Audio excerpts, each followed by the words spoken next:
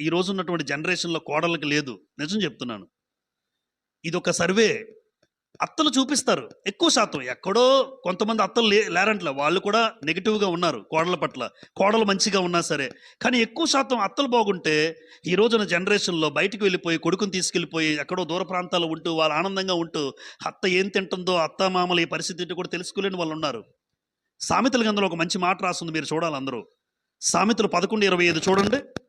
సామెతల గ్రంథం 11:25లో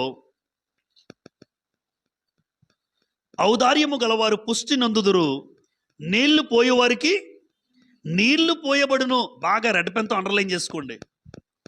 నీళ్లు పోయేవారికి నీళ్లు పోయబడును. వృద్ధాప్యంలో ఉన్నటువంటి అత్తామామకు ఈరోజు నువ్వు నీళ్లు పోస్తే, తల్లి వృద్ధాప్యంలో ఉన్న అత్తామామకి నువ్వు నీళ్లు పోస్తే ఒక రోజున నీ ఇంటికి ఒక కోడలు వస్తుంది, గ్యారంటీ.